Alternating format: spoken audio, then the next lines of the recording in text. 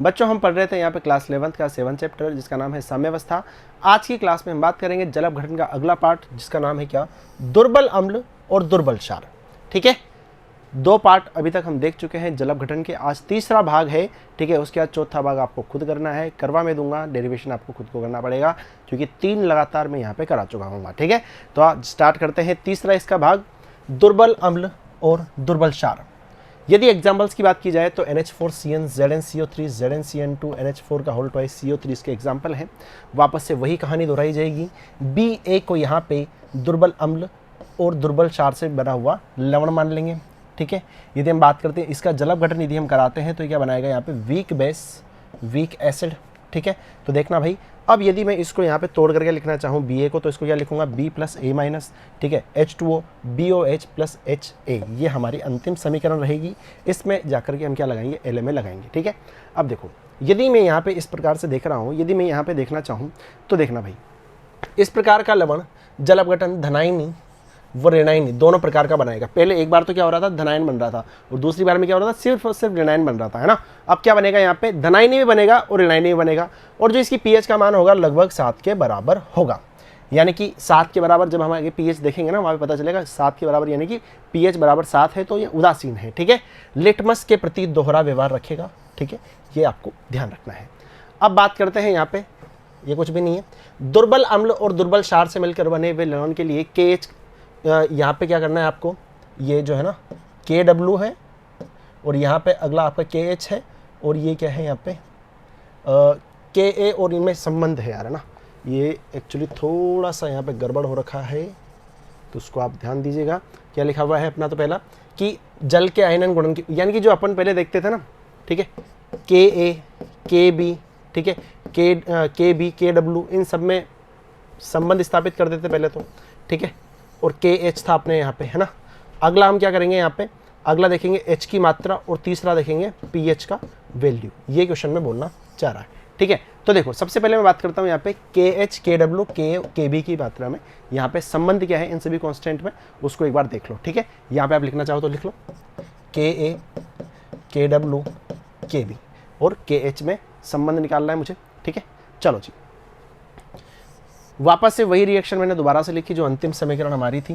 ठीक है, इस अंतिम समीकरण को लेकर के मैं LMA लगाऊंगा। LMA कैसे लगाऊंगा आपको पता है अच्छे से, सर दायां बटे बायां। ठीक है, दाएं में क्या क्या आएगा, तो आप बोलेंगे सर BOH का सक्रिय द्रव्यमान, HA का सक्रिय द्रव्यमान आ गया, इधर B+ और A- का सक्रिय द्रव्यमान। सर H2O क्यों नहीं लिखा भाई, H2O को मैंने इसलिए लिखा क्योंकि इधर मैं KI लिखता था, और जो यहाँ पे KH है ना वो किसके बराबर है, KI गुणा H2O के सक्रिय द्रव्यमान के ये बराबर है, इसलिए मैंने ये नहीं लिखा भाई। ठीक है, इसलिए मैंने ये नहीं लिखा।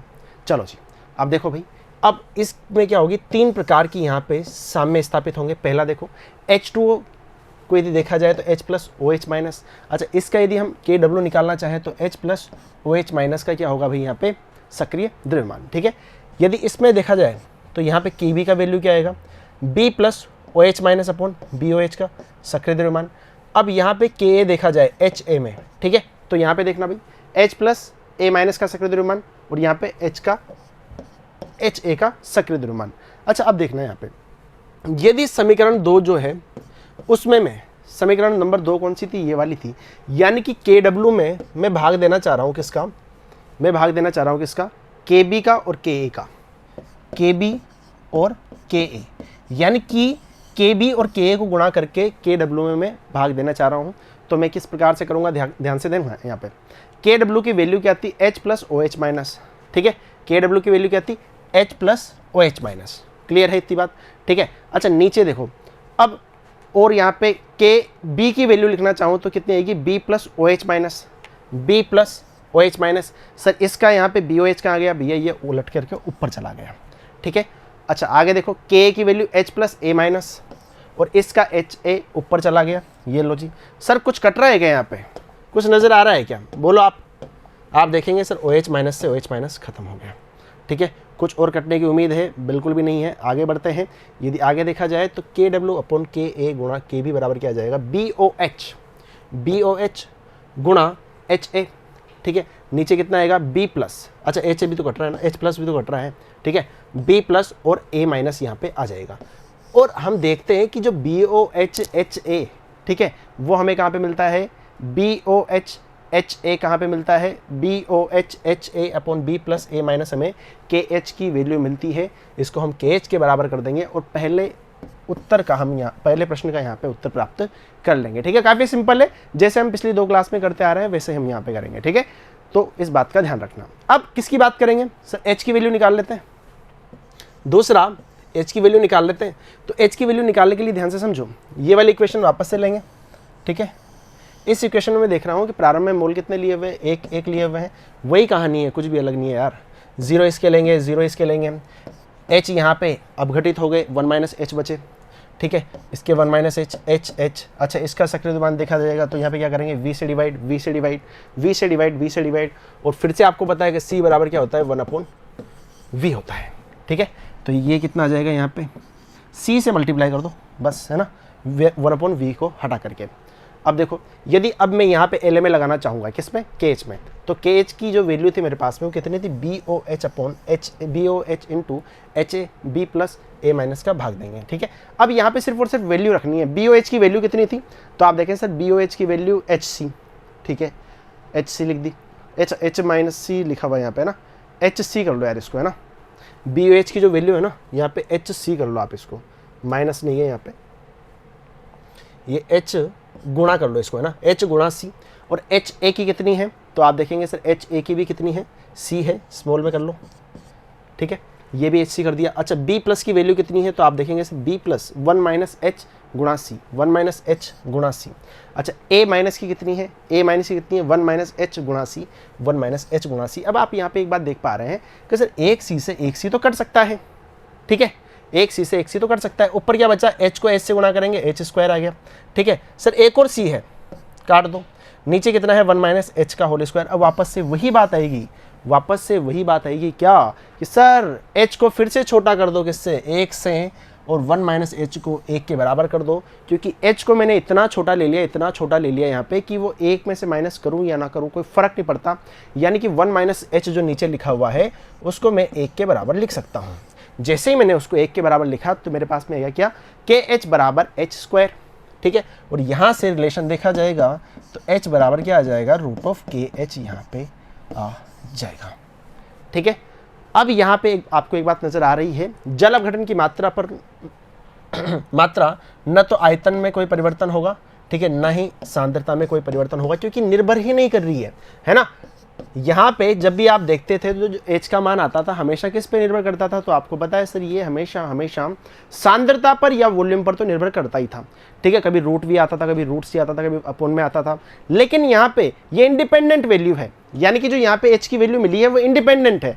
तो यहाँ पे सांद्रता से और वॉल्यूम से कोई मतलब ही नहीं है इस वाली जगह पे। आई बात समझ में? ठीक है, अब निकाले, देखो भाई इसको आप ध्यान रखें पहले तो, सर ये KH कहाँ से आ गया, अरे भाई KH अभी निकाला था अपन ने, KH अपन ने निकाला था इसके लिए KW अपॉन KA गुणा KB। ठीक है, ये निकाला था। अब तीसरी बात देखो, pH की फिर से गणना करने वाले हैं। pH की गणना करने वाले पहले वाले फॉर्मूले आपको आने चाहिए। ठीक है, तो देखो भाई पुनः अंतिम समीकरण को लिखेंगे, सांद्रता को सीधा लिख लिया मैंने यहाँ पे। ठीक है, अच्छा LMA लगाएंगे फिर से, तो देखेंगे LMA कैसे लगेगा, तो आप बोलेंगे सर यहाँ पे KA जो था, ठीक है, वो कितना था, H plus A minus upon HA था।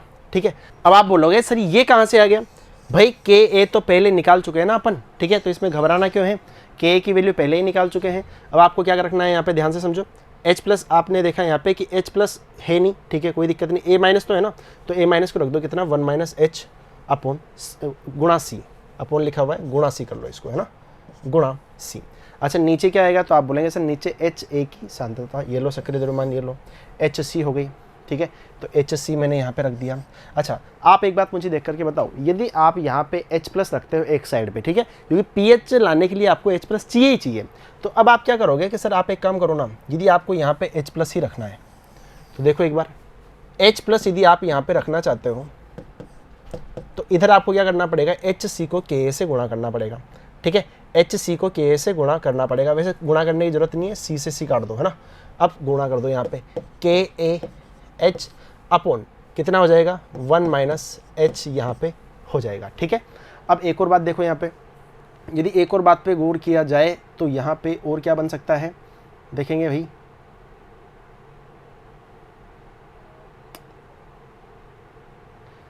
वापस से वही बात करेंगे, ठीक है। जैसे कि h जो था बहुत छोटा था किससे, 1 से, है ना। तो हम यहाँ पे क्या करेंगे कि 1 माइनस जो h था उसको किसके बराबर ले लेंगे, 1 के बराबर ले लेंगे। तो यहाँ पे के ए डॉट एच ये वाली चीज़ आ जाएगी, ठीक है।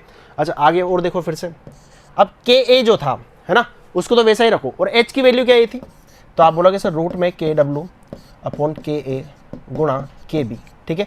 उसको यहाँ पे रख दो, सिंपल कैलकुलेशन है, कुछ भी नहीं है, ठीक है। अब यहाँ पे देखो ऊपर क्या है, के ए, नीचे कितना है, रूट के ए, तो रूट के ए से रूट के ए कट गया, और के ए ऊपर यहाँ पे मल्टीप्लाई हो जाएगा किस कौन सा वाला, रूट वाला, और नीचे के बी। अच्छा अब यहाँ पे यदि रूट लगा हुआ है तो पावर कितनी हो जाएगी, 1/2 हो जाएगी। अच्छा पावर यदि हमने यहाँ पे 1/2 कर दी, अब कोई दिक्कत नहीं है, अब कोई समस्या नहीं है, अब आराम से यहाँ पे log ले सकते हो। log हमने लिया तो log h प्लस हो गया 1/2 log ऑफ के डब्ल्यू हो गया यहाँ पे, ठीक है, और प्लस 1/2 log ऑफ के ए हो जाएगा, और माइनस में क्या आ जाएगा यहाँ पे के बी वाला आ जाएगा, ठीक है।